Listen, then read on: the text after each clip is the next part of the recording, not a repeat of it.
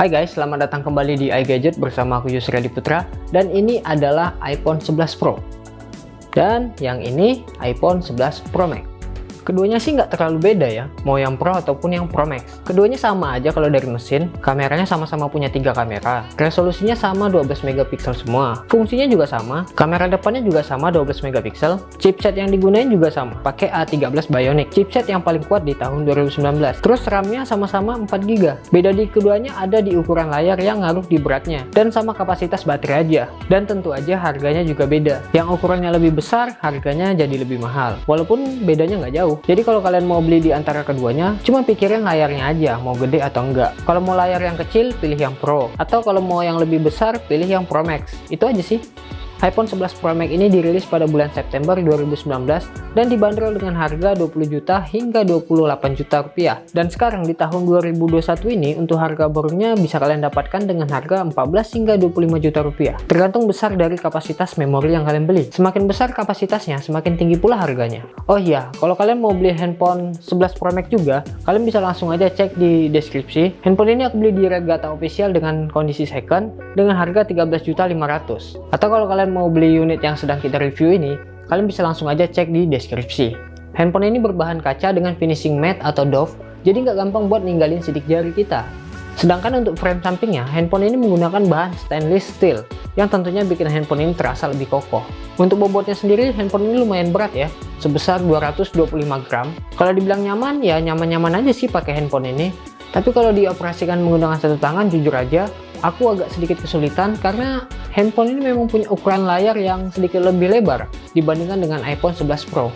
Oh iya, ngomongin nyaman nih, baju yang aku pakai ini customnya di Sunda Insight ya. Baju yang bisa kita pesan dengan desain suka-suka kita, tanpa minimal order pastinya. Harganya juga murah, mulai dari 35 ribuan aja. Bahannya pakai cotton cambat, jadi bahan ini terasa adem dan nyaman dipakai. Kalau kalian mau custom baju juga, kalian bisa cek aja di deskripsi untuk link pembeliannya. Udah aku letakkan di sana. Balik lagi ke iPhone 11 Pro Max ya.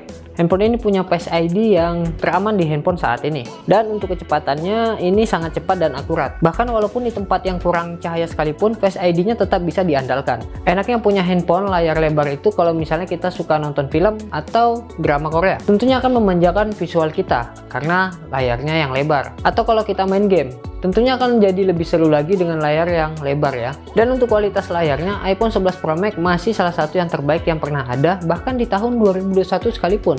Layarnya punya detail yang tajam dan warna yang akurat, serta kontras warna yang sangat luas di 1 juta banding 1. Untuk ukuran layarnya, handphone ini memiliki ukuran layar sebesar 6,5 inci dengan aspek rasio 16 banding 9 dan dengan resolusi 1242 dikali 2688 piksel dan juga memiliki panel Super Retina XDR OLED. Untuk pemakaian di bawah sinar matahari pun ini masih sangat bagus. Full brightness bisa terang banget dan layar masih kelihatan cenderung terang di bawah sinar matahari. Yang intinya sih masih enak buat dipakai. Dan untuk audionya, handphone ini memiliki 2 speaker yang diletakkan di atas dan di bagian bawah layar handphone ini. Bagi yang penasaran dengan kualitas dan audio dari speaker handphone ini, simak video berikut ini.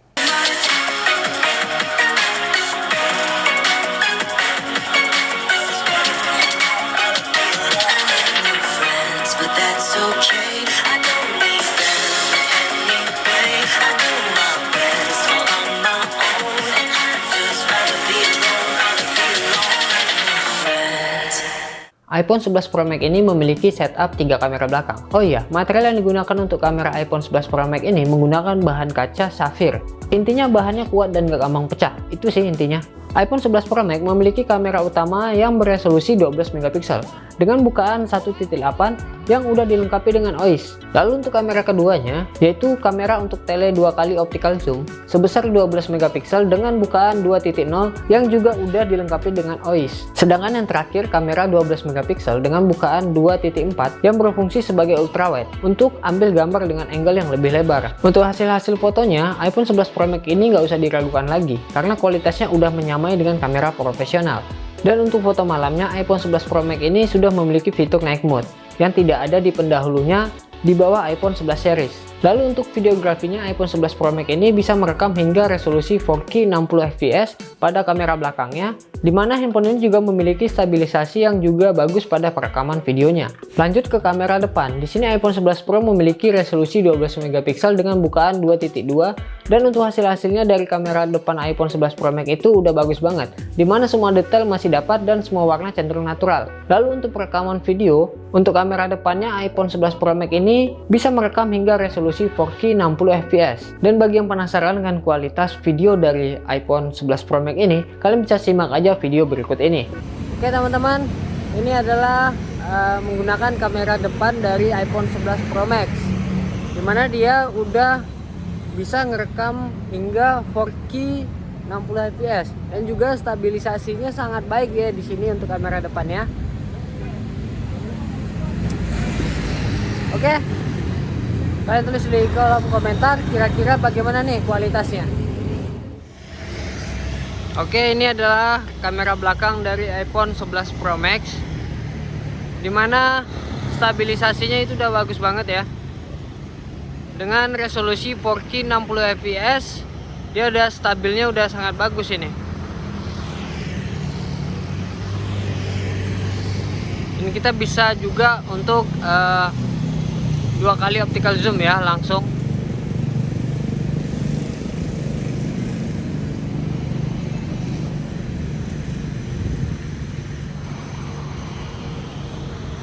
Bagaimana nih menurut kalian hasil dari kualitas kamera 11 iPhone Pro Max? Nggak perlu diragukan lagi lah ya.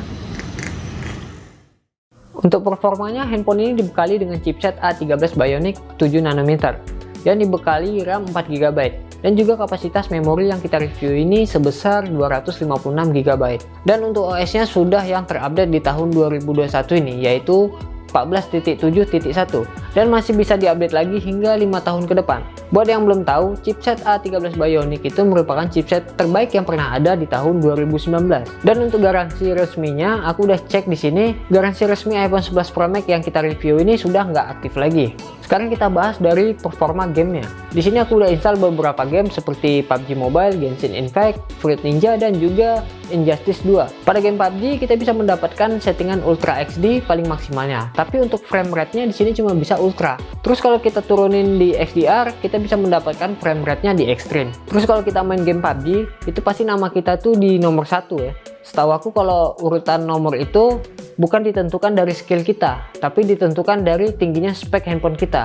Jadi ini bisa menunjukkan ke teman-teman kita yang bermain PUBG kalau kita di nomor 1 bahwa handphone kita itu yang paling bagus di antara mereka. Sedangkan untuk game Genshin Impact, settingan awalnya kita bisa mendapatkan di settingan tinggi. Pada gameplaynya sendiri di sini cukup lancar dan nggak ada kendala sama sekali. Tapi kalau di game Genshin Impact memang selalu ada masalah di suhu ya, apalagi di bagian belakang handphone ini. Lumayan terasa panas kalau dibuat main Genshin Impact. Jadi kalau misalnya main game ini lancar di handphone kalian, artinya semua game bisa dimainkan dengan baik di handphone kalian. Saran aja sih kalau mau lebih lama mainnya, pakai settingan rendah aja biar bisa main lama dan juga bisa jaga suhunya tetap stabil. Yang intinya sih kalau mau beli iPhone 11 Pro Max ini untuk keperluan gaming, handphone ini udah cocok banget buat kalian beli di tahun 2021 ini.